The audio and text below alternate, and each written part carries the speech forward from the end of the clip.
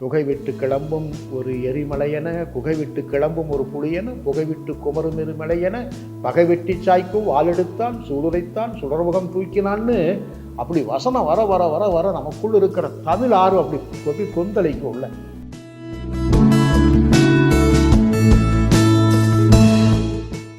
ஆனால் கோவையிலிருந்து திருப்பூருக்கு வந்த பிறகு திருப்பூர் ஒரு சின்ன கிராமம் தான், இன்னும் தாலுக்கா கூட அது இல்லை. அப்போ நான் வருகிற போது ஒரு தாலுக்கா இல்லை, தாலுக்கானா பல்லடம் தான். அப்போ இருந்த ஒரு நகரம் மாநகராட்சியாக தனி மாவட்டமாக இன்றைக்கு டாலரும் யூரோவும் புழங்குகிற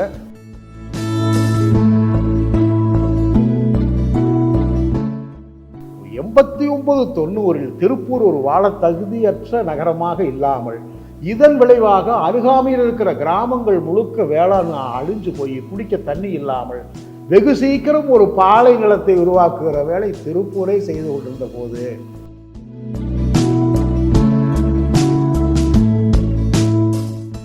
$14 லட்சம் மரங்கள் என்பது ஒரு சாதாரண வேலையில் அது பல லட்சங்களுடைய பணமும் பல்லாயிரக்கணக்கான மக்களின் உழைப்பும் சேர்ந்து ஒரு பசுமை பரப்பை உருவாக்கும். வனத்துக்குள் திருப்பூர் உருவாக்கி வைத்திருக்கிற பசுமை பரப்பு என்பதும் அதே மாதிரி வனத்துக்குள் திருப்பூரின் வேலை என்பது வெறும் மரங்கள் நடுவது வேலை.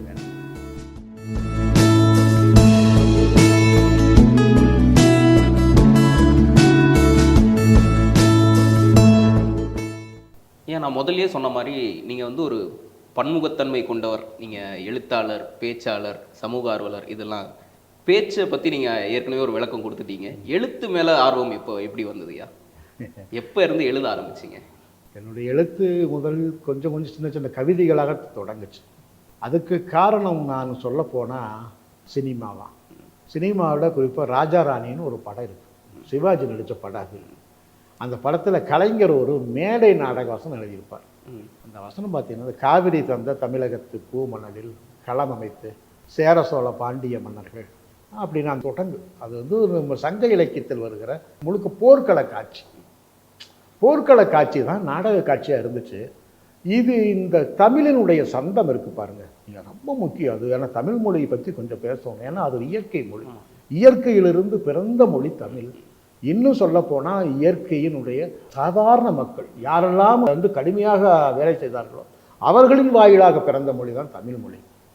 இந்த சந்த ஓசை, புகை விட்டு கிளம்பும் ஒரு எரிமலையென, புகை விட்டு கிளம்பும் ஒரு புலியென, புகை விட்டு குமரும் எரிமலையென, பகை வெட்டி சாய்க்கும் வாளெடுத்தான் சூளுரைத்தான் சுடர்முகம் தூக்கினான்னு அப்படி வசனம் வர வர வர வர நமக்குள்ள இருக்கிற தமிழ் ஆறு அப்படி கொந்தளிக்கும் உள்ள. அவ்வளவு அழகான அந்த காட்சியை, போர்க்கள காட்சியை அவர் எழுத, அதை சிவாஜி கணேசன் உச்சரிக்க, அந்த திரையில் பார்க்குற பிரம்மாண்டம் என்னுக்குள் எழுத்து விதையை முதல்ல தூவிட்டு போய்விட்டான். நீங்கள் எழுத்து விதையை எந்த மண்ணிலும் தூவலாம் என்பதற்கு நானே ஒரு சாட்சி. ஏன்னா எனக்கு வேறு வகையான வாசிப்பு பழக்கமோ அல்லது பெரிய கல்வி புலமோ எதுவும் இல்லை. ஆனால் இந்த எழுத்தின் சந்தம் எனக்குள் எப்போதும் ஓடிக்கொண்டே இருக்கிறது. நான் எழுத வேண்டும் என்று தொடங்கி முழுக்க கவிதையாக எழுதி பார்க்கிறேன். இதே ஒரு கவிதை எழுதுகிறேன், எல்லாம் சந்தங்களோடு கவிதை எழுதுகிறேன். அந்த கவிதையில் செயற்கைத்தனம் இருக்கிறது, அந்த கவிதையில் உள்ளடக்கமும் சரி கவித்துவமும் சரி பொய்யாகவே இருக்கிறது. தொடர்ந்து நம்ம எழுதுகிறோம். அதாவது தொடர்ந்து பயிற்சி தானே தேர்ச்சிக்கு போக முடியும். அப்படி போய் கவிதையில் ஒரு எல்லையை தொடுறேன். இந்த எல்லையை தொடுவதற்கு நான் நிறைய இழந்து புத்தகங்களை வாசித்து தொடர்ந்து கவிதைகளை தொடர்ந்து எழுதி வந்து ஒரு நல்ல தேர்ச்சி பெற்றிருக்கேன். இப்போ மொழியிலே நவீன கவிஞர்களில் நானும் ஒருவன் என்கிற அளவுக்கான வருகிற போது நான் எழுதிய 6 புத்தகங்களில் 3 புத்தகங்கள் மாநில பரிசுகளை வாங்கி, ஒரு புத்தகம் சாகித்ய அகாதமியால் தேர்வு செய்யப்பட்டு அனைத்து மொழிகளிலும் மொழி இருக்கலாங்கிற அளவுக்கு என்னுடைய கவிதைகள் வேகம் வந்ததுக்கு பிறகு நான் சூழலுக்கு எப்போது வந்தேன், அதான் ரொம்ப முக்கியம். என்னை கொண்டு வந்து இன்றைக்கு உலகம் எங்குமே கொண்டு வந்து சேர்த்து இருக்கிற எழுத்து பசுமை எழுத்து. அந்த பசுமை எழுத்தை தந்திருக்கிற மண் இந்த திருப்பூர் மண். திருப்பூருக்கு நான் ஒரு வேலையாக வந்தேன். குறிப்பாக தொழில் நிமித்தமாகத்தான் நான் கோவையிலிருந்து திருப்பூருக்கு வந்தேன். ஆனால் கோவையிலிருந்து திருப்பூருக்கு வந்த பிறகு திருப்பூர் ஒரு சின்ன கிராமம் தான், இன்னும் தாலுக்கா கூட அது இல்லை. அப்போ நான் வருகிற போது ஒரு தாலுக்கா இல்லை, தாலுக்கானா பல்லடம் தான். அப்போ இருந்த ஒரு நகரம் மாநகராட்சியாக தனி மாவட்டமாக இன்றைக்கு டாலரும் யூரோவும் புழங்குகிற ஒரு பெரும் நகரமாக வளர்ந்திருப்பதையும் பார்க்கிறேன். ஒரு பக்கம் நான் ஏற்கனவே கவிஞனாக இருந்ததால் ஒரு சாதாரண கிராமம் நகரமயமாகவே பார்க்கிறேன். உள்ளபடியே படைப்பு மனம் கொண்டிருக்கிற ஒவ்வொருவராலும் பார்க்க முடிகிற செய்தி. மற்ற எல்லா மனிதர்களும் மனம் கொண்டவர். ஆகவே எவ்வளவு பணம் கிடைக்கும், எந்த தொழிலை எப்படி செய்யலாம் என்று பணத்தை நோக்கி ஓடினார்கள். நாம் எதை நோக்கி ஓடினோம் என்றால், இந்த மண் கொஞ்சம் கெடுதேன்னு யோசிச்சு. ஏன்னா படைப்பு மனம் நகரமயமாகிற போது இருக்கிற இயற்கை அழிவை பார்க்குறது, நொய்யலை பார்க்குறது. அவ்வளவு சாயக்கழிவுகள். ஏன்னா அந்த தொழில் அப்படி தான் ஆரம்பித்தாங்க. அவ்வளவு சாயக்கழிவுகளோடு போய் இந்த இயற்கை முற்றிலுமாய் அழிந்து 89-90 திருப்பூர் ஒரு வாழ தகுதியற்ற நகரமாக இல்லாமல், இதன் விளைவாக அருகாமையில் இருக்கிற கிராமங்கள் முழுக்க வேளாண் அழிஞ்சு போய் குடிக்க தண்ணி இல்லாமல் வெகு சீக்கிரம் ஒரு பாலை நிலத்தை உருவாக்குகிற வேலை திருப்பூரை செய்து கொண்டிருந்த போது என்னுடைய படைப்பு முழுக்க பசுமை எழுத்து நோக்கி திரும்பிவிட்டது. 90 நான் எழுதுகிற போதே சாயம் குடித்து நச்சு சாம்பலாய் நலிந்து போகிறது எம் மண். மண்ணை பற்றி அழுகிற குரலாக, மண்ணை பற்றி பேசுகிற ஒரே குரலாக திருப்பூரில் ஒலித்த குரல் நம் குரல் என்பது எனக்கு எப்பவுமே அது மகிழ்ச்சியாக இருக்கும். நிறைய கேட்டாங்க, மண்ணை கொல்ல முடியுமா? ஏன்னா மண்ணை கொல்ல முடியும். 1 சென்டிமீட்டர் உயரம் ஏன்னா மண்ணை மனிதனால் உருவாக்க முடியாது. அப்போ 1 சென்டிமீட்டர் மண் இந்த பூமியில் வளர்வதற்கு இந்த இயற்கை 500 1000 ஆண்டுகள் எடுத்துக்கொள்ளும். நீங்கள் எவ்வளவு படிப்படியான எவ்வளவு ஆழத்தில் இந்த மண்ணை நாசம் செய்திருக்கிறீர்கள். இந்த மண் கிடைக்காது. இந்த மண் என்னுடைய பாட்டில் எனக்கு கொடுத்த மண்ணாச்சு. நான் இந்த மண்ணை என்னுடைய பேர குழந்தைகளுக்கு திருப்பி தர வேண்டுமே. இந்த மண்ணை நீங்கள் முழுக்க நாசம் செய்துவிட்டு டாலரையும் யூரோவையும் குவித்து விட்டால் உங்கள் குழந்தைகள் அல்ல, யார் குழந்தையும் இந்த மண்ணில் வாழ முடியாதே என்று பின்னல் நகரம் என்ற ஒரு புத்தகம் திருப்பூரின் இன்னொரு முகத்தை காட்டிய புத்தகமாக வந்தபோதுதான் பசுமை எழுத்து தமிழகத்தில் தலைதூக்க தொடங்குகிறது. ஏன்னா ஒரு எளிய மனிதனால் தான் எப்போதும் ஒரு பெரிய விஷயத்தை சாதிக்க முடியும். எளிய மனிதனால் பெரிய சாதனை. அதுக்கு பிறகு நிறைய பசுமை எழுத்துக்கள், நிறைய குறும்படங்கள், எல்லாம் பசுமை என்று பேசித்தால் ஒரு கட்டத்தில் என்னை கொண்டு வந்து இந்த இடத்துல நான் வனத்துக்குள் திருப்பூருக்கு வருகிற வழியை எனக்கு என்னுடைய எழுத்துக்களும் பேச்சுக்களும் தான் என்னை கொண்டு வந்து இங்கே சேர்த்து இருக்கிறோம்.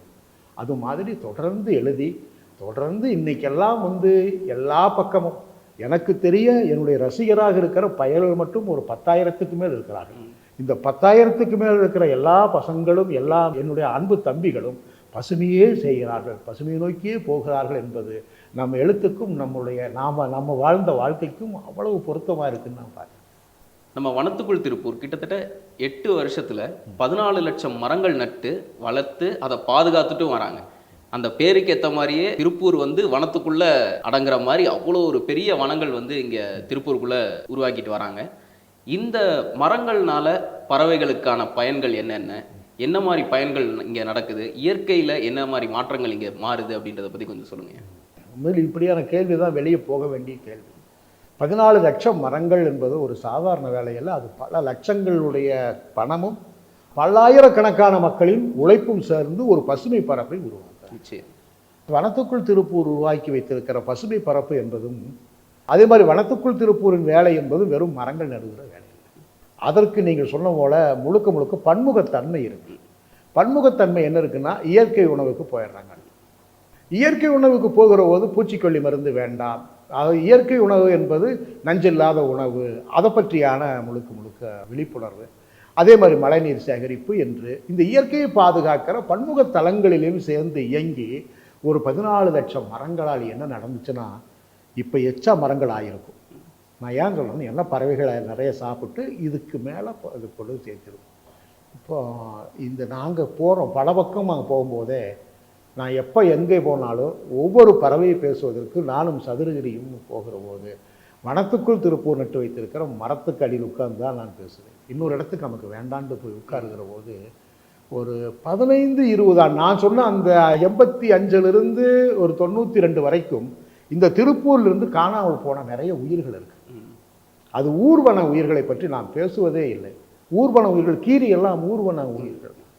அப்போ இந்த கீரி போன்ற ஊர்வன உயிர்கள், முயல் போன்று மறைந்து வாழுகிற உயிர்கள்னு நம்மகிட்ட நிறைய உயிர்கள் இருக்குது. அந்த உயிர்கள், காணாமல் போன உயிர்களை யாராவது கொண்டு வந்து சேர்த்து இருக்கிற வேலையை நாம் நட்டு வைத்திருக்கிற மரங்களும் நாம் அப்படியே விற்று வைத்திருக்கிற நிலங்களும். நீங்கள் போய் பார்த்தீங்கன்னா அந்த மரத்தில் எல்லா தலைகளும் விழுந்து அப்படியே கிடக்கும், இயற்கையாகவே கிடக்கும். அங்கே என்னென்னலாம் புல்லு முளைக்கிறோ அதை அப்படியே விட்டுரும். அங்கே என்னெல்லாம் செடி கொடி முளைக்கும் அதை அப்படியே விட்டுரும். இயற்கையாக விட்ட பிறகு நிறைய பட்டாம்பூச்சிகள் இந்த மண்ணில் எத்தனை இருக்கிறது என்று எண்ண முடிந்தது. அதுக்கு தனி ஒரு புத்தகங்களோட போட்டிருக்கிறாங்க. பட்டாம்பூச்சிகள் எவ்வளவு இருக்குது, தேன் பூச்சிகள் எவ்வளவு வந்திருக்குதுன்னு பார்த்தீங்கன்னா ஒரு பல்லுயிர் பெருக்கத்தையும் இழந்த பல்லுயிர் பெருக்கத்தையும் நீங்கள் உள்ளபடியே நம் செய்தியை உலகத்துக்கு கொண்டு போக வேண்டும்.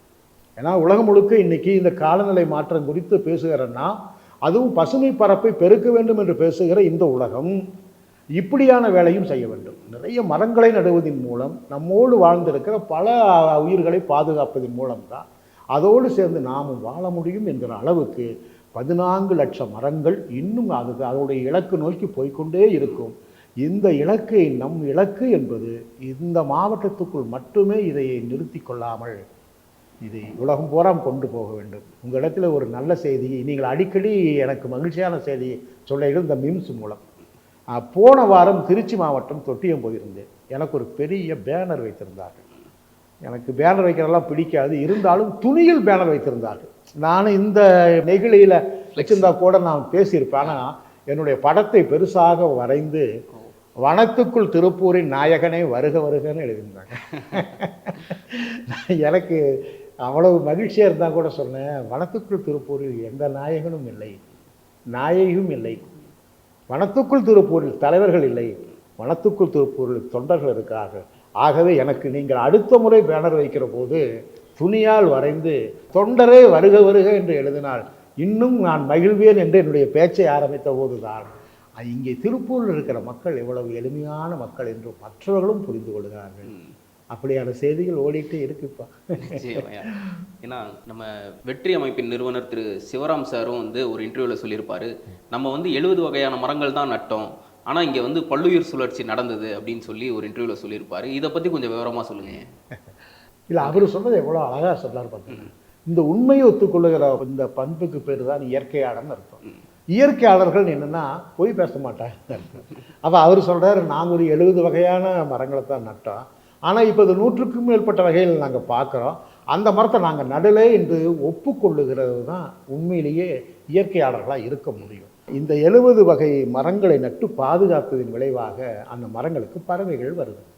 பறவைகள் வந்தால் சும்மா இருக்காது, ஏதாவது ஒன்று சாப்பிடு, அது புளிக்கிற பூச்சியில் ஒன்று சாப்பிடு, அல்லது ஒரு பழங்கள் ஒரு கொட்டை போடும். இப்போ அங்கே ஒரு புதிய மரம் வருது, நிறைய கொடி தாவரங்கள் வருது. பறவைகள் மட்டுமல்ல, அணில்கள் நட்டு இருக்கு.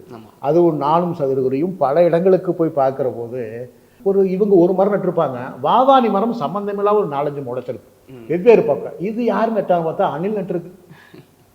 நாம் ஒரு மரத்தை நடுறோம், அதுக்கு பேர் வாதானி. இந்த வாதானி மரத்தை ஒன்று நட்டுட்டு வர்றோம், கொட்டையை கொண்டு போய் சாப்பிட்டு விட்டு கொட்டையை ஒழித்து வைத்து ஒரு அணில் ஒரு 10 மரத்தை வளர்க்கும்.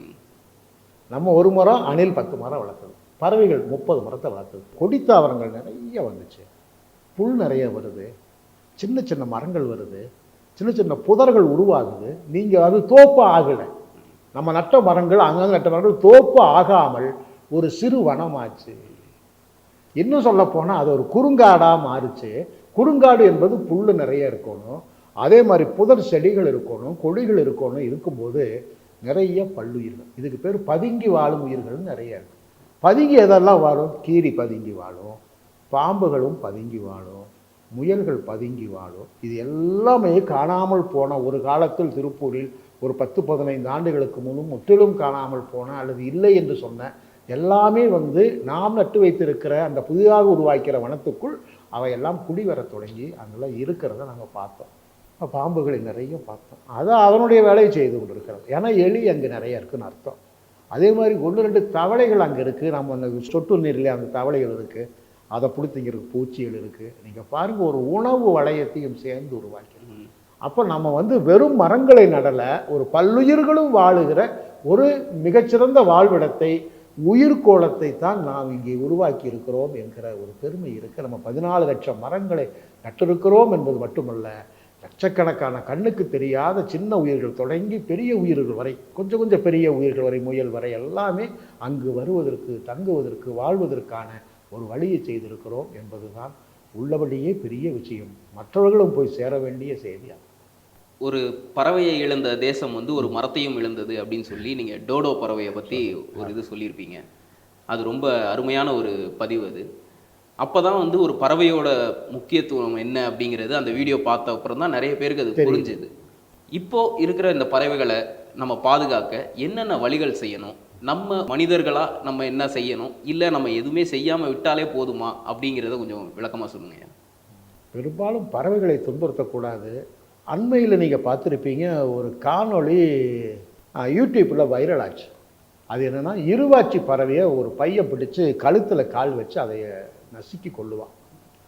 இருவாச்சி பறவை என்பது மேற்கு தொடர்ச்சி மலையில் வாழ்கிற ஒரு பெரிய பறவை. இருவாச்சி பறவையை கொள்வது அவ்வளோ பெரிய சாதனை. அந்த வீடியோ வைரல் ஆகி போயிட்டே இருக்கு. அப்போ அது ஒரு ஆண் பறவையாக தெரியுது எனக்கு. ஒரு ஆண் பறவையாக தெரிந்தால் அது எங்காவது போய் தன் கூட்டிலே இருக்கிற மனைவி, தன் கூட்டிலே இருக்கிற 3-4 குஞ்சுகள் என்று ஒரு 4 உயிர்களுக்கு பாதுகாவலனாக இருந்து கொண்டு அதற்கு பசியாற்றுவதற்கு போய் சில பழங்களை பறித்து வருகிற வேளையில் ஒருவன் இடையிலே அந்த பறவையை பிடித்து அதை கொன்று போட்டால் அவன் செய்தது ஒரு பறவையின் கொலை அல்ல, இந்த கூட்டில் இருக்கிற 4 பறவைகளின் கொலை என்று சேர்ந்து நாம் புரிந்து கொள்ள வேண்டும். ஆக பறவையை கொள்வதற்கு என்பது உண்மையிலே ரொம்பவும் மோசமான ஒரு செயலாக நான் பார்க்குறேன்.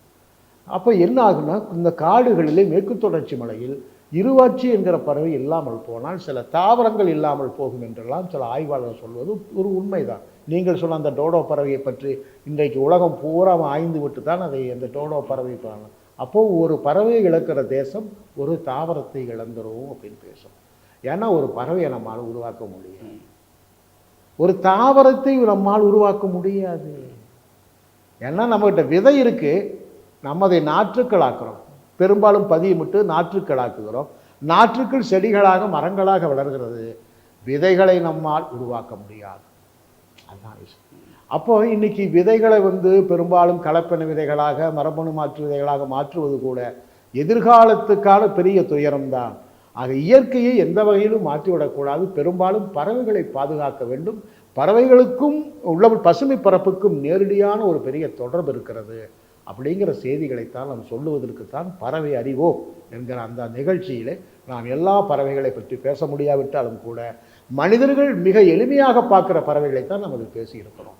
அதான் அந்த டோடோவை மட்டும் கொஞ்சம் சேர்த்து பேசியிருக்கிறோம். ஆமாம், இந்த பறவைகள் சரணாலயம் இதை பெருக்குவதன் மூலம் நம்மளால பறவைகளை பாதுகாக்க முடியுமா? ஏன்னா இப்போ இந்த நாஞ்சராயன் குளத்தையும் சரணாலயமாக அறிவிச்சிருக்காங்க. இது போதுமா? இந்த சரணாலயத்தின் மூலமா நம்மளால பறவைகளை பாதுகாக்க முடியுமா? இந்த சரணாலயத்தின் முக்கிய பங்கு என்ன பறவைகளுக்கு? இது ஒரு நல்ல கேள்வி தான். ஏன்னா இது வரைக்கும் பறவைகள் சரணாலயத்தினால என்ன பயன்னு கேட்குற ஆட்கள் தான் அதிகம். என்னை பொறுத்த வரைக்கும் பறவைகள் சரணாலய அறிவிப்பு என்பது ஒரு நீர்நிலையை பாதுகாக்கிற அறிவிப்பாக நான் பார்க்குறேன். திருப்பூரிலே ஒரு 460 ஏக்கர் பரப்பளவில் ஒரு நீர்நிலை இருக்கிறது என்றால் உள்ளபடியே எவ்வளவு பெரிய மகிழ்ச்சி. ஏன்னா இயற்கையான மழைநீர் சேகரிப்பு தொட்டி என்பது இப்படியான பெரும் குளங்கள் தான். ஆக பறவைகள் சரணாலயம் என்று அறிவித்து விட்டு நாம் ஒரு பெருங்குளத்தை பாதுகாக்கிறோம். ஒன்று, இந்த பெருங்குளத்தை பாதுகாப்பதன் மூலம் நிலத்தடியினுடைய நீர் இருக்கல், அதுக்கு பேர் தமிழில் செறிவூட்டல்னு சொல்கிறாங்க. நிலத்தடி நீர் மட்டும் உயருது. அப்போ நமக்கு நீர் இருக்குது. இன்னைக்கு நீரை நம்பி வாழுகிற பறவைகள் சற்று ஏறக்குறைய ஒரு 30-35 பறவைகள் நீர்நிலையை நம்பி வாழும். ஒரு நீர்நிலை காய்ந்து போனால் இந்த பறவைகள் இருக்காங்க. சின்ன பறவை தொடங்கி பெரிய பறவை, கூளைக்கடா வரையிலும் பெரிய பறவைகள் எல்லாம் நீர்நிலைகளை நம்பி வாழுகிற பறவைகள். அப்போ நம்ம ஒவ்வொரு ஊருக்கும் சரணாலயமானால் எது பாதுகாக்கப்படுகிறது? முதலில் ஒரு நீர்நிலை பாதுகாக்கப்படுகிறது. இரண்டாவது, நீர்நிலைகளை நம்பி வாழுகிற பறவைகள் பாதுகாக்கப்படுது. இன்னும் மூன்றாவது, நீர்நிலைகளை முளைக்கிற தாவரங்கள். நீங்கள் எருவையில் ஒரு தாவரம் இருக்குது. எங்கெல்லாம் நன்னீர் தேங்குகிறதோ அங்கே போய் அவை முளைக்கும். எருவை ஏன் முளைக்குதுன்னா அந்த நீரை அது சுத்திகரிச்சுட்டே இருக்கும். இயற்கையான சுத்திகரிப்பு என்பது நடந்துகிட்டே இருக்கும். அப்போ எருவை, முள்ளி, அதுக்கு பேர் நீர் முள்ளி, இப்படி நிறைய தாவரங்கள் வளர வேண்டும். இயற்கையான தாவரங்கள் பாதுகாக்கப்படணும், நீர்நிலை பாதுகாக்கப்படணும், அதுபோல் பறவைகள் பாதுகாக்கப்படணும். நான் சொல்லுவதெல்லாம் நீர்நிலை இருக்கிற இடங்களில், அதுவும் பறவைகள் சரணாலயமாக அறிவித்த இடங்களில் இந்த மீன்களை குத்தகைக்கு விடாமல், சாக்கடை நீரை உள்ளே விடாமல், சாயக்கழிவு நீரை உள்ளே விடாமல் அவை சுத்திகரித்து விட்டால் மழைக்காலங்களில் நன்னீர் தேங்குகிற போது பல வகையான நீரில் பல உயிர்கள் வரும். அதை சாப்பிட்டு பறவைகள் வாழும். அப்போ நீர் தொகுதி என்பது ஒரு உயிர் தொகுதி. நம்ம பறவைகள் சரணாலயம் நம்ம மக்கள் பறவையை பாதுகாக்கிறாங்களா? நாம் பறவைகளை பாதுகாக்கவில்லை, ஒரு உயிர் தொகுதியை பாதுகாக்கிறோம் என்று புரிந்து கொண்டால் ஒவ்வொரு ஊருக்கும் பறவை சரணாலயங்கள் தேவை என்று நாம் சொல்லுவோம்.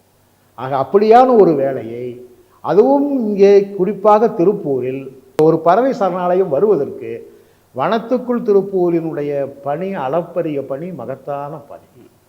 நாம் பல கட்டங்களில் பல இடங்களில் அதை தொடர்ந்து முயற்சித்து ஒரு பெரிய நீர்நிலையை பாதுகாத்திருக்கிறோம் என்கிற பெருமை அல்ல, ஒரு பெரிய உயிர் தொகுதியை பாதுகாத்திருக்கிறோம் என்பது. அதனால தான் நான் உங்கள்கிட்ட சொல்லும் போதே, நான் வனத்துக்குள் திருப்பூர் என்பது மரங்கள் நடுகிற வேலையை மட்டும் செய்வதில்லை, அவை முழுக்க முழுக்க இங்கே இந்த மண்ணில் இருக்கிற பசுமையை பாதுகாக்க வேண்டும் என்று எல்லா வகையிலும் வேலை செய்கிறது. இன்னும் பன்முகத்தோடு வேலை செய்கிறது, நல்ல பண்போடு வேலை செய்கிறது. அதனால தான் இதை ஒருத்தர் நான் என்னை நாயகனே என்று சொன்னபோது கூட நான் எனக்கு தொண்டனே என்று நான் எழுத சொன்னது அதன் பொருட்டு தான். இப்போ நகரத்தில் வாழும் மக்கள் ஒரு 100 பேர்கிட்ட போய் யார் யாரெல்லாம் மரம் நட்டிருக்கீங்க அப்படின்னு கேட்டால் கண்டிப்பாக ஒரு 90% இல்லைன்னு பதில் வரும். இல்லைன்னு தான் பதில் வரும். அது இப்போ ஆச்சரியமளிக்கும் ஒரு விஷயமா கூட இப்போ இல்லாமல் போயிடுச்சு. அது ரொம்ப சாதாரண ஒரு விஷயம் ஆயிடுச்சு. இப்போ மரம் நடணும் அப்படின்ற ஒரு ஆசை இருக்குது, ஆனால் நான் மரம் நட்டு அதை பாதுகாக்க முடியாது, இல்லை நான் மரம் நடுறேன் என்கிட்ட இடம் இல்லை, நான் அப்பார்ட்மெண்ட்டில் இருக்கேன், இப்படின்ற மாதிரி பிரச்சனைகளுக்கு எல்லாமே வனத்துக்குள் திருப்பூர் மாதம் ஒரு மரம் வளர்ப்போம் அப்படின்ற ஒரு திட்டம் அறிவிச்சிருக்காங்க. அந்த திட்டத்தை பற்றி நீங்கள் நேயர்களுக்கு கொஞ்சம் விளக்கமாக சொன்னால் ரொம்ப உதவியாக இருக்கும். இது ஒரு நல்ல திட்டம். எடுத்ததுமே இது ஒரு நல்ல திட்டம்னு சொல்கிறேன்னா, மரம் நடணும்னு ஆசை பலருக்கு இப்போ வந்துருச்சு. நீங்கள் சொன்ன மாதிரி அப்பார்ட்மெண்ட்டில் இருக்கிறேன், நான் ஒரு மரம் நட்டால் நல்லாயிருக்கும் அப்படின்னு வரும். அப்போது அவங்க மரம் நடுறதுக்கு இடம் இல்லாமல் போயிடும். நம்ம என்ன பண்ணலாம், வனத்துக்குள் திருப்பூர் கொஞ்சம் இடம் வாங்கி போடுறோம், அங்கங்கே போடுறோம். இடம் வாங்கி போடுகிற போது ஒரு 100 ரூபா ஒருத்தர்கிட்ட வாங்கலாம். 100 ரூபாய்க்கு ஒரு மரம். அப்போ அவங்க 100 ரூபா கொடுத்தா ஒரு மரம்னா 1000 ரூபா கொடுத்தா 10 மரம் ஆச்சு. ஒரு 1000 ரூபாயை நாம் நன்கொடையாக வாங்கி அவருடைய பெயரில் 10 மரங்களை நட்டு பாதுகாக்கிற போது 10 மரங்கள் இந்த பூமியில் நானும் நட்டு வைத்திருக்கிறேன் என்கிற ஒரு பெரிய மகிழ்ச்சியில் வாழலாம். 1000 ரூபாய் என்பது சாதாரண பணம் தான். ஆனால் அது தருகிற மகிழ்ச்சி என்பது அதுக்கு விலை கிடையாது, அதுக்கு விலை போட முடியாது. ஆனால் இந்த 100 ரூபாய் வாங்கி கொண்டு தான் மரம் நட வேண்டும் என்ற அவசியம் வனத்துக்குள் திருப்பூருக்கு இல்லை. ஆனால் இந்த நோக்கம் என்பது இதில் பலரையும் ஈடுபடுத்த வேண்டும். சாதாரண மக்கள் ஒரு 100 ரூபாய் கையில் வைத்திருப்பவனும் கூட நான் வனத்துக்குள் திருப்பூரில் ஒரு மரம் நான் நட்டிருக்கேன் என்று அவன் பெருமையாக சொல்லிக்கொள்வதற்கு மிகுந்த வசதியை ஏற்படுத்தி கொடுக்கிற திட்டமாக இருக்கிறது. இது உள்ளபடியே நல்ல திட்டம் மட்டுமல்ல, எளிய மக்களையும் சேர்த்து மக்களின் பங்களிப்போடு எந்த திட்டமும் மக்களின் பங்களிப்பும் மக்களின் ஆதரவும் இல்லாமல் வெற்றி பெற்றதே கிடையாது. ஆக இன்னும் வெகு மக்களின் ஆதரவையும் சேர்த்து வாங்கிக் கொள்வதற்கான ஒரு நல்ல திட்டமாக நான் இதை பார்க்கிறேன். நீங்கள் 100 ரூபாய் கேட்டால், நாம் இந்த வீடியோவில் பேசிக்கொண்டிருக்கிற போது நாம் பேசிக்கொண்டிருக்கிற செய்தி வெளியே போனால் 1000ம் 10,000ம் தந்து திருப்பூர் மட்டுமல்ல, நீங்கள் தமிழ்நாடு முழுக்க மரநடுங்கள் என்று எங்கோ வாழ்கிற சொந்தங்கள் காசை அள்ளி அள்ளி வீசுவார்கள் என்கிற நம்பிக்கை எனக்கு இருக்கிறது. எங்கிருந்தாலும் நல்ல மனிதர்கள் இருக்கார்கள். நீங்கள் சொன்னதைப் போல மரம் நட முடியாத சூழல் இருப்பவர்களுக்கு கூட மரம் நடுகிற வாய்ப்பை தந்திருக்கிற திட்டமாக நான் இதை பார்க்கிறேன். நிச்சயமா. ஏன்னா ஒரு குழந்தைக்கு ஒரு பிறந்த நாள் அப்படின்னா கூட நம்ம ஆயிரக்கணக்கில் லட்சக்கணக்கில் செலவு பண்ணுறோம். அந்த ஒரு பிறந்த நாளுக்கோ இல்லை மாதம் ஒரு 100 ரூபா கொடுக்கறது ரொம்ப ஒரு எல்லாராலையும் முடிகிற ஒரு விஷயம்தான். ஆனால் என்னன்னா, இந்த திட்டம் எல்லார்கிட்டையும் போய் சேரணும், அது உங்கள் வாயிலாக அது போய் சேரும் அப்படின்ற ஒரு நம்பிக்கையோடு தான் நான் உங்ககிட்ட கேட்டேன். ரொம்ப நன்றி ஐயா. இந்த பறவைகள் இயற்கையை பாதுகாக்கிறதுக்கு ஸ்கூல்ஸில், ஏன்னா குழந்தைங்க கிட்ட இருந்து அதை ஆரம்பித்தா அது நல்லா இருக்கும். இப்போ ஸ்கூல்ஸில் போய் இதை பற்றின விழிப்புணர்வை ஏற்படுத்தணும் அப்படின்னா என்ன மாதிரியான விஷயங்கள்லாம் நம்ம பண்ண முடியும்? நான் தொடர்ந்து என்னுடைய இலக்கிய குழந்தைகள் தான். இனி பெரியவிடத்தில் பேசி எந்தவித பிரயோஜனமும் இல்லை. அவர்களுடைய ஓட்டம் என்பது ஒரு கிட்டத்தட்ட 30-35 ஆண்டுகளாக அவர்களுடைய இதயம் எந்திரமாக மாறிடுச்சு. அவன் எதையோ நோக்கி ஓடிட்டே இருக்கான். சின்ன குழந்தை இடத்துல இயற்கை குறித்து பேச வேண்டியதாக இருக்குது. இப்போ சின்ன குழந்தை இடத்துல பேசுவதற்கு பள்ளிகளிலே நிறைய வாய்ப்பை இப்போது கொடுக்குறாங்க. அவன் தான் என்னெல்லாம் பண்ணலான்னு கேட்குறான். இந்த குழந்தை வயசில் அவனுக்கு சரியான விஷயத்தை கொடுத்துட்டோம்னா அவன் எப்போதும் அதை நிச்சயமாக கடைபிடிப்பான். நான் காடறிதல் பள்ளின்னு ஒன்று வச்சுட்டேன். நாளைக்கு காலையில் என்னை நம்பி 25 குழந்தைகள் வந்துடுவாங்க. எங்கேருந்து வர்றாங்கன்னா, பெங்களூர்லேருந்து வர்றாங்க, சென்னையிலேருந்து வர்றான், வேறு வேலூர்லேருந்து வர்றான், அது திருப்பத்தூர்லேருந்து வர்றான், திருப்பூர்லேருந்து கொஞ்சம் பேர் வர்றான், கோயம்புத்தூர்லேருந்து வர்றான். வாரம் காடறிதல் பள்ளி என்று ஒரு 30 குழந்தைகளை கூட்டிக் கொண்டு போய் நம் சின்னாறு வனப்பகுதியில் இப்படியான சில ஏற்பாடுகள் வைத்திருக்கார்கள். அந்த கேரளாவிலே ஈகோ டூரிசம், முழுக்க முழுக்க வந்து இந்த சூழல் கல்விக்காக அவர்கள் வைத்திருப்பதை அந்த எல்லா வசதிகளையும் நாம் பயன்படுத்தி நம்ம குழந்தைகளுக்கு முழுக்க இயற்கை பற்றி கற்றுத்தருகிறோம். விதையை பற்றி பேசுகிறோம், நாட்டை பற்றி பேசுகிறோம், மரங்களை பேசுகிறோம், பசுமை பரப்பை பேசுகிறோம், பறவையை பேசுகிறோம், விலங்கை பேசுகிறோம், நீர்நிலையை பேசுகிறோம். நாம் இயற்கை அப்படியே கொண்டு வந்து அவனுக்குள்ளே இறக்கும். இதெல்லாம் இருந்தால் மட்டும்தான் வாழ முடியும்னு பேசுகிறோம். இதை பள்ளிகள் செய்ய வேண்டும் என்று நான் விரும்புகிறேன். வனத்துக்குள் திருப்பூர் போன்றோ அல்லது என்னை போன்றோ ஓரிருவர்கள் இந்த வேலையை மெனக்கிட்டு செய்துவிட முடியாது, பத்தாது. அப்போ பள்ளிகள் பசுமை பள்ளி என்று ஒரு பள்ளியை ஆரம்பிக்க வேண்டும் என்று நான் இந்த அரசுக்கு ஒரு கோரிக்கை வைக்க நான் இது விரும்புகிறேன். ஒன்று, நம்ம இந்த காலநிலை மாற்ற திட்டம் என்று கூட இந்த அரசு இப்போது புதிதாக அறிவிச்சிருக்கு. புதிதாக அறிவிச்சிருந்த திட்டத்தில் வாரம் ஒருக்கா பசுமை பள்ளி என்று போட்டு இப்படியான வெளியாட்களை அழைத்து வந்து அந்த மாணவர்களுக்கு பாடம் எடுப்பதன் மூலம், ஆசிரியர்களுக்கு சொல்லித் தருவதன் மூலம் அந்த குழந்தைகளும் இந்த பசுமை பரப்பை, குறிப்பாக விதையை சேகரித்தல், அவன் விதையிலிருந்து தொடங்க வேண்டியிருக்கணுமா, விதை சேகரித்தல், அதே மாதிரி நாற்று செய்தல், நடவு செய்தல், பாதுகாத்தல், நீர் ஊற்றுதல், பலனை கொண்டு வருதல், இப்படி அவர்களுக்கு சொல்லி சொல்லி கொடுத்து நமக்கு தாவரங்கள் இருந்துதான் உணவு வரும் என சொல்ல வேண்டும். அப்போ அதை யாரெல்லாம் பாதுகாப்பான்னு சொல்லித்தரணும். அப்போ பூச்சிகள் வந்துடும், பறவைகள் வந்துடும். இப்படி தன்னை சுற்றி இருக்கிற இயற்கை சொல்வதோடு இதெல்லாம் சேர்ந்து நம்ம இங்கே வாழணும், இதெல்லாம் பத்திரமா வச்சுக்கணும், நீரிலை நஞ்சாக்கக்கூடாது. ஏன்னா காசு கொடுத்து தண்ணீர் வாங்குற நிலைக்கு நாம் போயிட்டோம்னா, நம்ம வாங்கி குடித்தா கூட இந்த பூமியில் மற்ற உயிர்கள் காசு கொடுத்து தண்ணி வாங்கி குடிக்க முடியாது. ஆக தண்ணீரை கெடுக்கக்கூடாது, தண்ணீரை நஞ்சாக்கக்கூடாது, நெகிழியை வந்து எப்படியெல்லாம் கட்டுப்படுத்தலான்னு குழந்தைகளிடத்திலே பேசுவதற்கு நமக்கு பள்ளிகள் நிறைய அந்த வேலையை செய்ய வேண்டும். வாரம் ஒரு முறை 1 மணி நேரமாவது இது குறித்து பள்ளிகள் பேசுனா சீக்கிரமாக அந்த குழந்தைகளுக்கு போய் சேரும். இப்போ நம்ம கிட்டத்தட்ட வனத்துக்குள் திருப்பூருடைய முயற்சியில் மாநிலத்துக்கு முன்மாதிரியாக, அதனால் அதை குறிப்பிடறாங்க, மாநிலத்துக்கே முன்மாதிரியாக ஒரு மாணவர் பயிலரங்கம் என்று அரசுக்கு சொந்தமான இடத்தில் நாம் சில வேறு இடத்திலே பெரிய நன்கொடையை பெற்றுக்கொண்டு ஒரு நல்ல சூழலில், மூங்கில் பூங்கா என்கிற ஒரு நல்ல சூழலில், நல்ல காற்று வருகிற சூழலில் குழந்தையை உட்கார வைத்து அவர்களுக்கு சொல்லித் தருவதற்கு நாம் ஒரு நல்ல ஒரு இடத்தை கட்டி மாணவர் பயிலரங்கை கட்டாயம் தொடக்கி இருக்கிறோம். அது அடுத்த மாதத்திலிருந்து நடைமுறைக்கு வந்துடும். சற்றேறக்குறைய வேலை முடிந்து விட்டது. இன்னும் அந்த இருக்கை போடுகிற வேலை தான். நாம் ஒவ்வொன்றையும் பார்த்து பார்த்து செய்கிறோம். இருக்கை கூட செயற்கையாக இருக்கக்கூடாது, அது மரத்திலும் இருக்கக்கூடாது, அப்படியே அது இதாக இருந்தால் அது என்ன மரமாக இருக்கணும் அப்படின்னு அங்கிருந்து ஆரம்பிக்கும். அவர் உட்கார்ந்திருக்கிற இருக்கையிலிருந்தே நம் பாடத்தை தொடங்குகிறோம். அப்படியான ஒரு திட்டத்தை உள்ளபடியே வனத்துக்குள் திருப்பூர் தொடங்கி இருக்கிறது. இந்த நாம் பேசுகிற இந்த பேச்சை கேட்குற போது உலகமெங்கும் வேண்டாம், கிட்டத்தட்ட தமிழ்நாட்டில் இருக்கிற அமைப்புகள் கூட இப்படியான விஷயங்களை தொடங்க வேண்டும். நீங்கள் மாணவரிடத்திலே, இன்னும் சொல்லப்போனால் குழந்தைகளிடத்திலே தான் சூழலை பற்றி, இயற்கையை பற்றி பேசுகிற போது ஒரு புதிய செய்தி வரும்.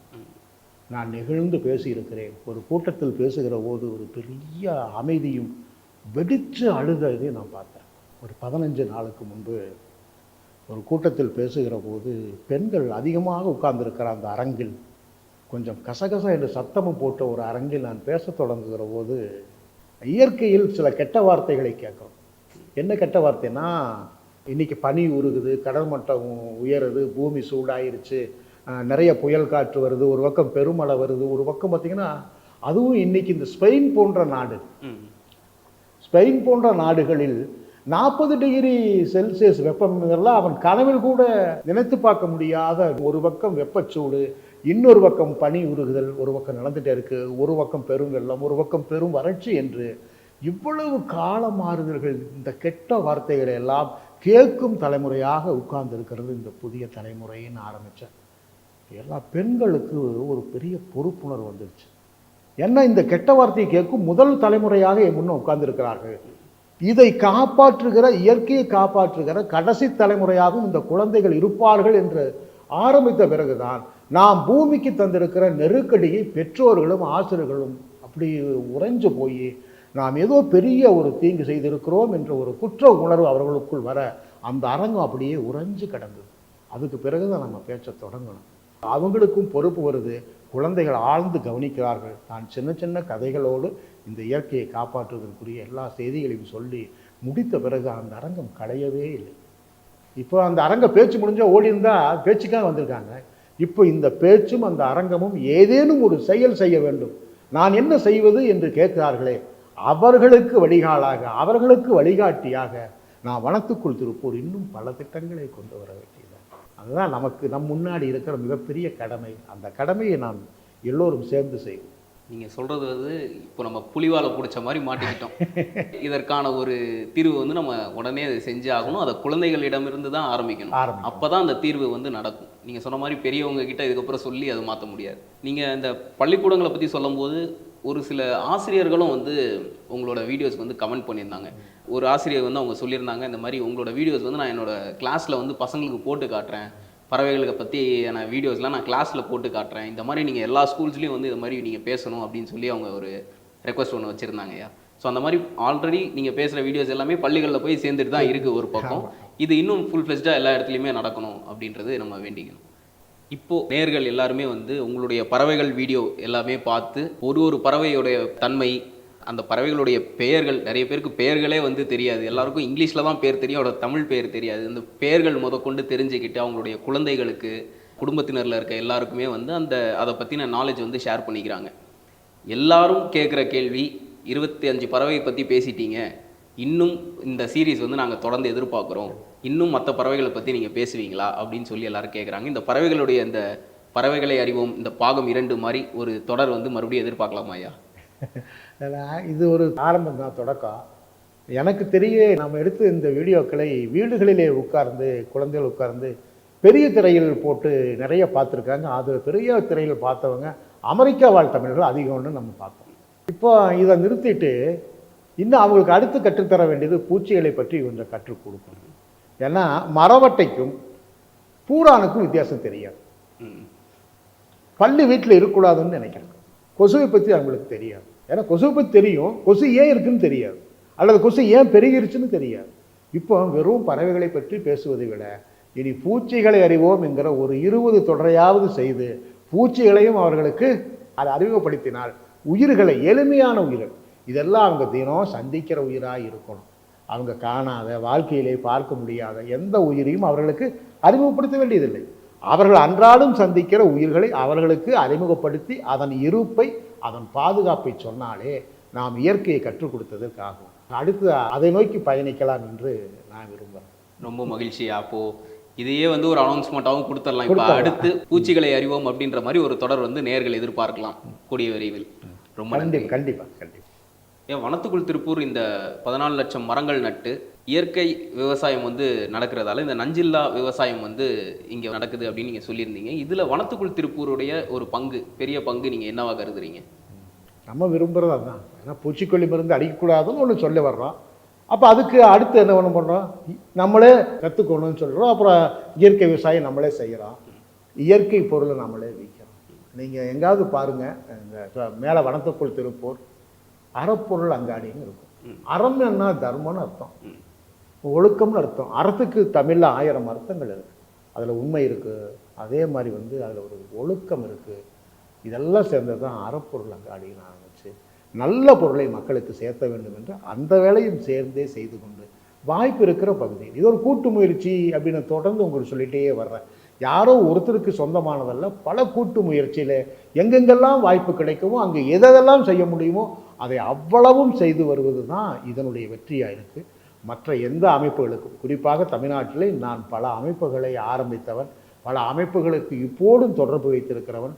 எல்லா இடங்களிலுமே ஒரு 10,000க்கு மேற்பட்ட மாணவர்களை அல்லது இளைஞர்களை வைத்து நாம் வேலை செய்தால் கூட இவ்வளவு பிரம்மாண்டமான வேலையை யாரும் செய்வதில்லை என்பதை அடக்கத்தோடு தெரிவித்துக் கொள்கிறேன். இங்கே அதுக்கான வேலை, அதுக்கான திட்டங்கள் என்பது ஒரு ஆற்றொழுக்கம் என சொல்லுகிற அளவுக்கு ஒரு ஒழுங்கு இருக்குது. முக்கியமாக இந்த நேர்காணலுக்கான ஒரு காரணமே வந்து இதுதான். ஏன்னா நிறைய பேர் வந்து கேட்டுகிட்டே இருந்தாங்க. கரெக்டாக அந்த வீடியோ தொடர் வந்ததுக்கப்புறம், அப்புறம் அது நின்னதுக்கப்புறம் ஏன் வரல வீடியோஸ், ஏன் வரல, ஐயாவை பேச சொல்லுங்கள், நிறைய கேட்டதால தான் இந்த நேர்காணல் வந்து நாங்கள் அரேஞ்ச் பண்ணோம் ஐயா. இந்த வீடியோ போனதுக்கு பிறகு அண்மையில் ஒரு புத்தகம் எழுதிட்டு இருந்தேன். நான் எழுதுகிற புத்தகங்கள் எல்லாம் முழுக்க வனத்துக்குள் திருப்பூருடைய வெளியீடாக இருக்கும்.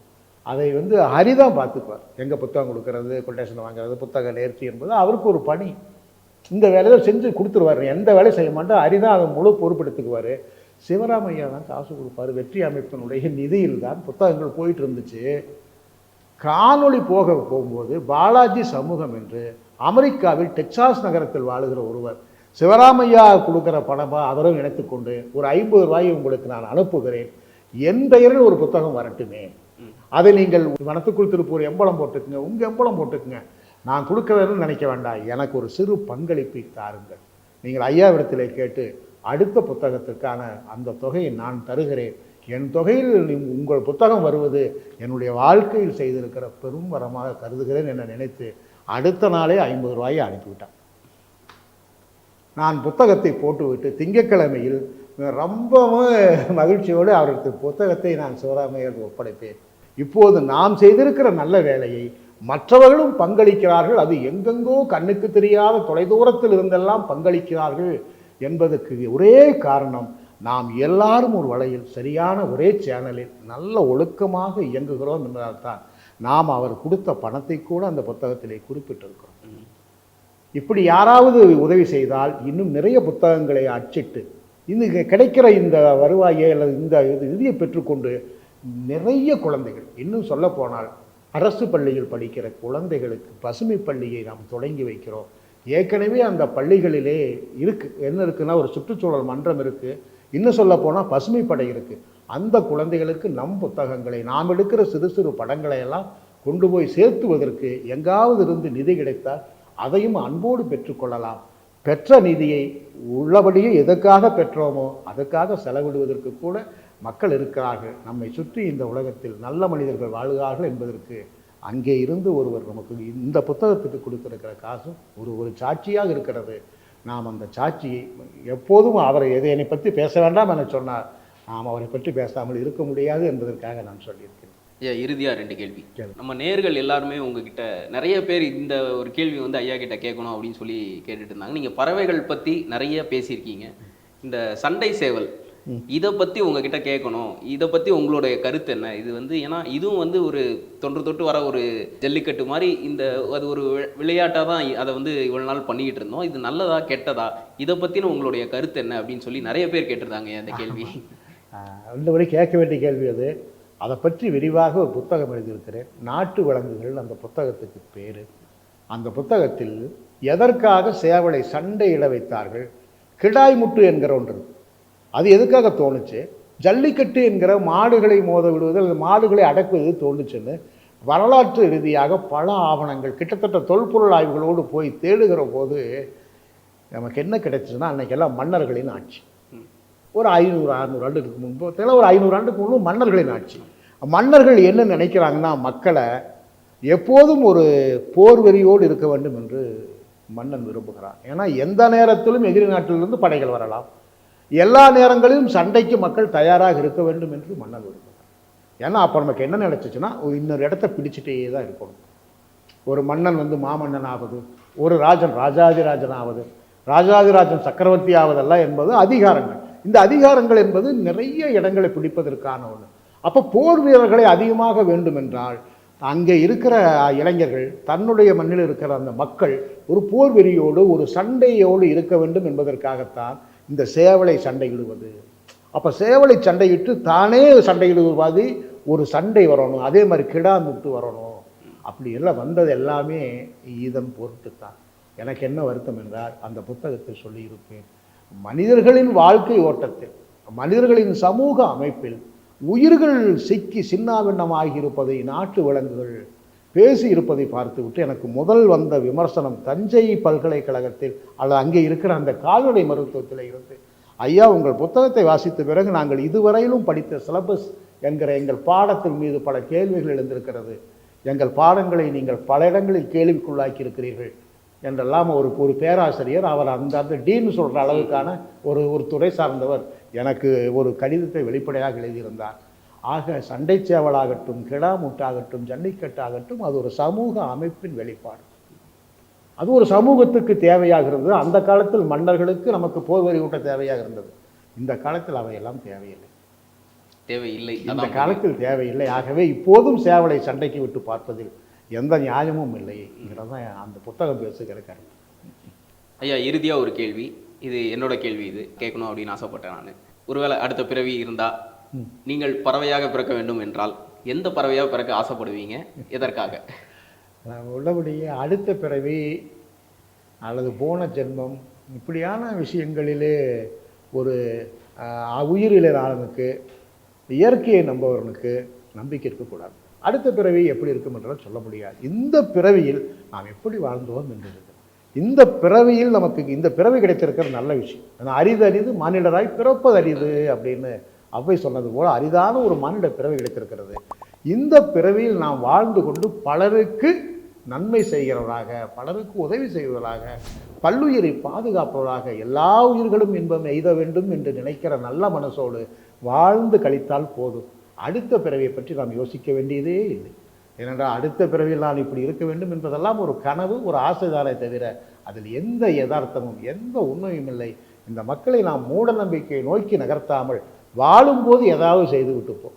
அடுத்த பிறவியில் நீ எதுவும் செய்ய வேண்டாம், நீ போன ஜென்மத்தில் என்ன செய்தா என்று எங்களுக்கு தெரியாது. ஆக வாழும்போது ஏதாவது நல்லது செய் என்று சொல்லுகிறோம். நான் அந்த வாழும்போது நல்லது செய்வதற்கு ஒவ்வொரு நாளும் யோசிக்கிறேன். நன்றியா.